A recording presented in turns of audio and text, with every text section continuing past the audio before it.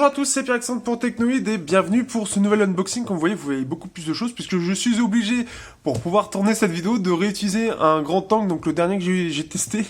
Et pour le coup, il va m'être bien utile puisqu'on va tester tout simplement un nouveau téléphone bien sympa qui coûte la modique somme de 900 €, mais qui a une très grande particularité puisque ça a été annoncé au même moment que le Zenfone Zoom, et qui me permet de tester un truc assez sympa.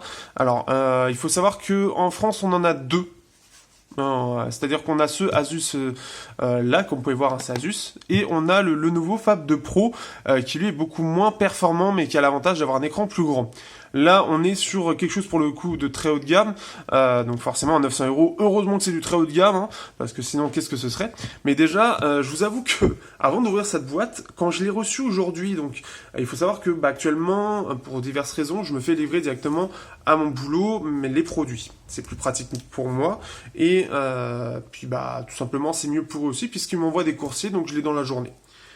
Moi, je m'attendais à recevoir une boîte de smartphone, quoi. C'est-à-dire que quand on a un truc, qui est gros comme ça, ok, ouais, pas de souci. Bon, si c'est un peu plus gros, à la limite, je veux bien comprendre parce qu'il y a un casque, etc. Ce que propose par exemple Alcatel avec quelque chose d'assez ingénieux. Mais ça, c'est un peu gros quand même. Pour comparer, qu'est-ce que j'ai d'autre? Pour comparer, le téléphone pourra très bien comparer. Tiens, très bien. Allez, hop, la marque. On reste sur du Asus. Voici la boîte d'un Zenfone 3. Voici la boîte d'un Zenfone 3. Voilà.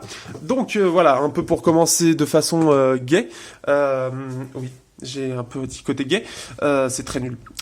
Eh bien, on va ouvrir un peu cette boîte avec ce magnifique scotch, bien sûr, puisque ça a déjà été utilisé. Donc, Go Beyond Reality Asus. On va ouvrir cette boîte. Donc, je l'avais posté sur Twitter et je vous avoue que ça fait très très classe. Donc, qu'est-ce qu'on peut y lire? Déjà, que vous voyez pas forcément le Zenfone AR en haut. Donc AR pour Augmented Reality, qui veut dire réalité augmentée en français. Et on en reparlera surtout dans la prise en main et bien sûr dans le test. Nous avons donc Tango, donc ça supporte Tango Daydream en un seul smartphone, donc ça c'est aussi quelque chose de très sympathique. Daydream en France, je sais pas s'il y en a un autre qui est Daydream en France. Donc Welcome to the Asus Zenfone AR, donc développé avec Google et Qualcomm, c'est le premier smartphone au monde qui est à la fois Daydream Ready, donc prêt pour Daydream, et en plus de ça, il utilise Tango.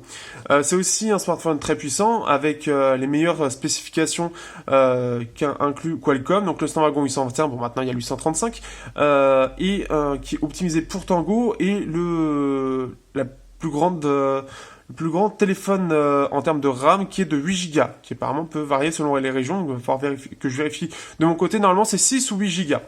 Préparé pour, les rêves deviennent réalité. Je crois Beyond Reality, c'est deviennent réalité. Donc Tango, Daydream et Qualcomm. Donc on va sortir le téléphone, alors qui est bien tenu, voilà. Donc un téléphone qui reprend en fait les lignes du Zenfone Deluxe, avec cette fois-ci le capteur qui est à l'avant. Donc un capteur qui est cliquable. Donc vous voyez, je suis en train de l'utiliser. Voilà, je vais pas me cacher. D'ailleurs, ils ont un peu revu les touches ici, donc ce qui fait que déjà, je suis assez content. Mais surtout, voilà, la particularité, hop, on va zoomer un petit peu, c'est qu'en fait, il a ce truc très très bizarre. Donc on a un capteur photo, on a deux capteurs laser de ce que j'ai compris, un autre capteur ici qui je ne sais plus à quoi il sert. Donc on a un capteur ici, donc 23 mégapixels, donc stabilisé, Tritech, voilà, et Tricam System. Donc il doit y avoir une troisième caméra qui je pense est là. On a les deux lasers, donc on en a un qui doit être pour cette caméra là, je pense, et l'autre pour cette caméra. Ça a l'air d'être assez compliqué, mais on en reparlera surtout dans la prise en main. Ce qu'on peut remarquer aussi, c'est que c'est du simili-cuir. Donc ça c'est assez sympa. Je vous avoue que ayant adoré le Note 3, j'ai craché dessus, ayant adoré le Note 3 et son simili-cuir, le retour est assez inattendu. Je vous avoue que je me rappelais plus du tout de comment était le Zenfone AR, parce que l'annonce date un petit peu, et pour l'instant il est assez joli. Je m'attendais à quelque chose de plus moche. Le système reste plutôt bien intégré.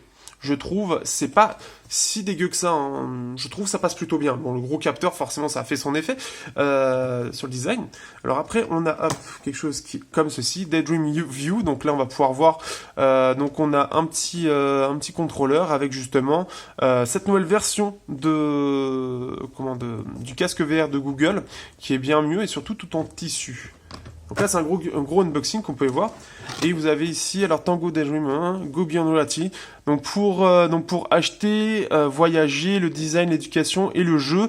Donc voilà, on a à la fois la réalité virtuelle et à la fois la réalité augmentée. Donc c'est-à-dire augmentée, c'est-à-dire qu'en gros, je vais montrer peut-être un exemple après, mais hop, ici.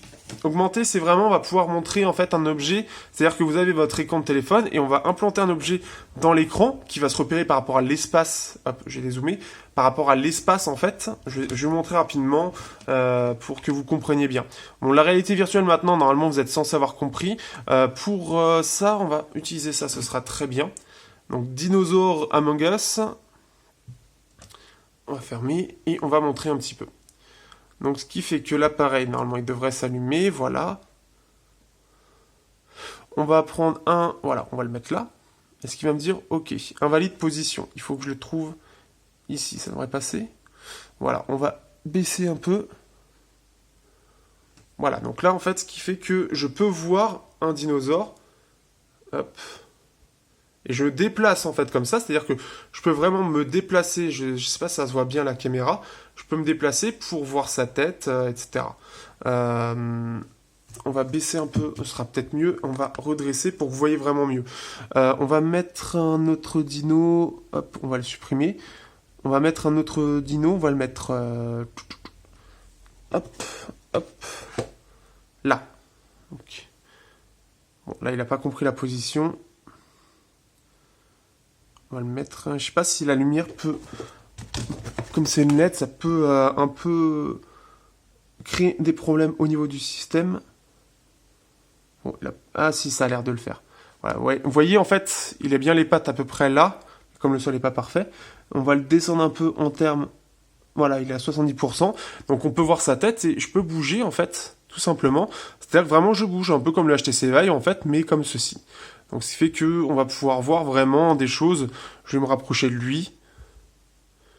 Pour voilà. Donc tout simplement. Voilà un petit peu pour l'AR pour comprendre vraiment la différence. Pour ceux qui ne connaissaient pas. Ça a permis un peu de montrer déjà un peu le téléphone, ce que c'est vraiment. C'est en tout cas un truc très intéressant pour le coup. Donc ce qui fait qu'on a un packaging complet. Alors par contre, il me manque un petit truc, des petites fiches pour expliquer justement la réalité virtuelle, donc c'est un peu dommage. Donc on va sortir déjà, hop, ici. Voilà, bon bah ça, ok. J'ai tout cassé. Donc voilà, le nouveau casque de chez Google qui est tout en tissu, c'est super doux. Ça ressemble un peu à des, si vous mettez des trucs un peu, ah merde.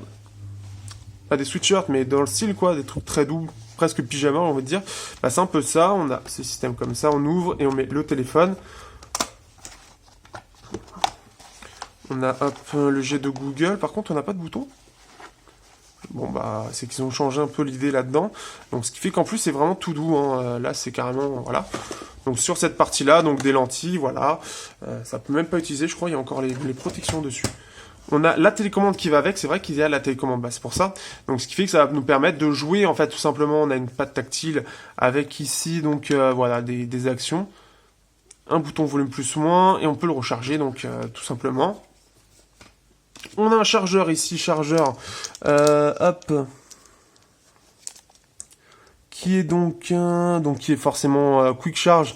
Alors je pense que c'est 3.0, 5 volts de A ou 9 volts de A. Bon, ça a l'air d'être du 2.0 pour le coup.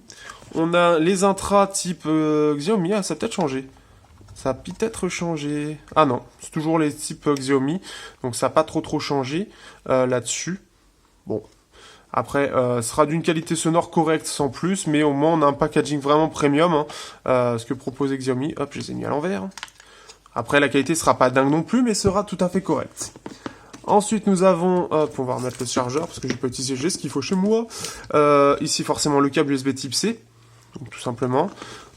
On a, alors ça c'est plus étonnant par contre, je vous avoue, alors personne l'a mis, mais je vous avoue que j'étais assez étonné de voir ça, c'est qu'on a droit, ici, à quelque chose de déjarrié. Bon, ça c'est encore autre chose, mais on a droit à un verre trempé offert avec l'appareil. Donc ça c'est plutôt cool, sachant qu'en plus de ça, la particularité que je trouvais sympa sur le Zenfone Deluxe est présent aussi là, c'est-à-dire qu'il n'est pas 2,5D.